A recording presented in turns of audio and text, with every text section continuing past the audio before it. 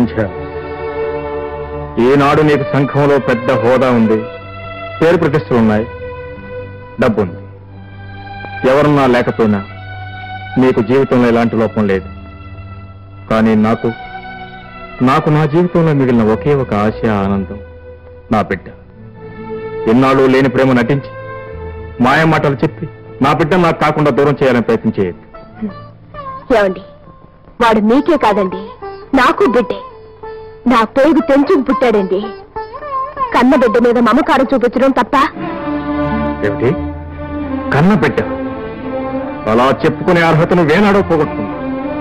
ఇవాళ నేనే నీ తల్లిని నువ్వే రెడీ చెప్పుకున్నా వాడు నమ్మే స్థితిలో లేదు.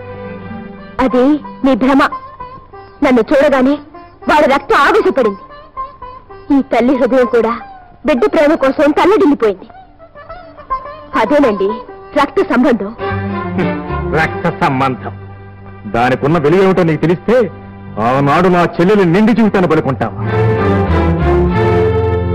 పాపం పుణ్యం ఆ దేవుడికే తెలియాలి. నేనేం చెప్పినా మీరు నమ్మరు. ఇప్పుడు నన్నెందుకు రమ్మన్నారు? నేను తక్షణం మా ఇద్దరి జీవితాల నుంచి తొలగిపోమని చెప్పడానికి, నా బిడ్డ నా నుంచి దూరం చేసే హక్కు నీకు లేదని చెప్పడానికి. కానీ వాడికి తల్లి కావాలనిపిస్తే కాదనే హక్కు నీకు లేదంటాను. ఇది కోర్టు కాదు. ఆ సంగతి నాకు తెలుసు. అధికారంతో మమకారం ఎవరూ సంపాదించలేరు. తల్లి మీద కన్న కొడుకు మమకారం ఎన్ని ఆటంకాలైనా జయిస్తుంది. అలా జయించిన రోజున, ఆ నిజాన్ని మీరు గుర్తించిన రోజున మీ నోటంటే మీరే ఆవిడే మీ తల్లి అని బాబుతో చెప్పే రోజు వస్తుంది. అప్పుడే సగర్వంగా నా బిడ్డకు తల్లిగా వాడి జీవితంలో అడుగు పెడతాను. ఆ రోజు ఈ జన్మలో రాదు రాదు రాదు. మగాడుగా మీ అధికారం 20 ఏళ్లు నన్ను నా బిడ్డను విడదీసింది. కానీ కన్న తల్లిగా నా అభిమానం మళ్ళీ నన్ను నా బిడ్డను ఏకం చేస్తుంది. Good bye.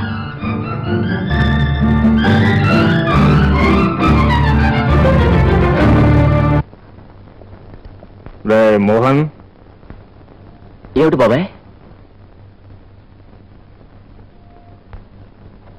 ఏమిటి మరింత అర్ధరాత్రి దాకా ఏం చేస్తున్నావు? ఓ అదే బాబాయ్, అది అది పార్ట్ టైం జాబ్ చేస్తున్నానని చెప్పే కదా. Part time job? నేను మీ అన్నయ్య ఉండగా పగలో రాత్రి కష్టపడి పనిచేయాల్సిన అవసరం నీకేమిటో? నీకేదైనా డబ్బు అవసరం మేము ఉన్నాం కదా. అదే అక్కర్లేదు బాబాయ్. సరే సరే, అనవసరంగా ఓవర్ టైం వర్క్ చేసి నీ ఆరోగ్యం పాడు చేసుకోమాక. ఏదైనా మంచి ఉద్యోగం నేను ఇప్పిస్తాను, వెళ్ళి ఫోన్ చేసుకో. అలాగే బాబాయ్.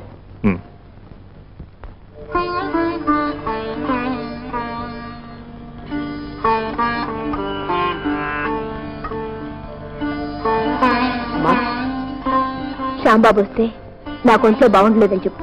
అట్టగానమ్మా.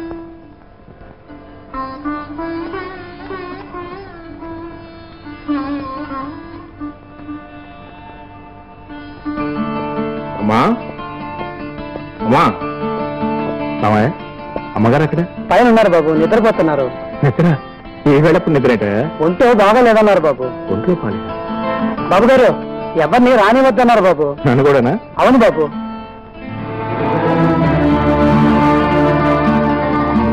అమ్మా,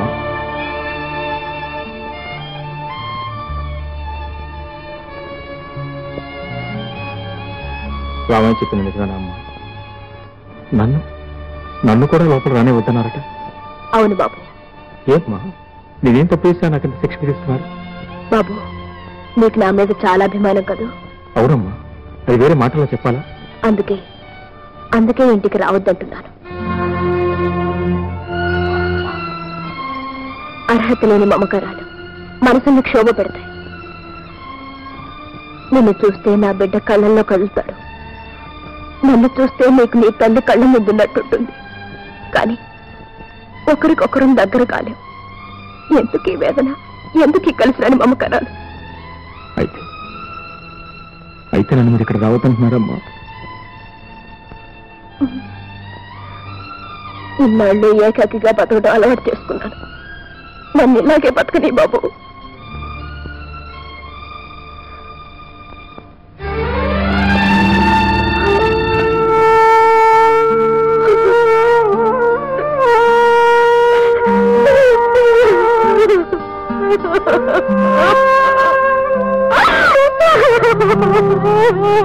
అమ్మకి తల బద్దలవుతుంది. ఏదో ఒకటి చెప్పి పంపించండి. ఏం మొహం పెట్టుకుని ఏం చెప్పుకుంటావు చెప్పుకో. ఇది కూడా తెలియచావదు. అమ్మా, అయ్యా, మరో 4 రోజుల తర్వాత కనపడండి. ఏంటి 4 రోజులా? బాబు, ఈసారి నేను హామీ ఉంటాను.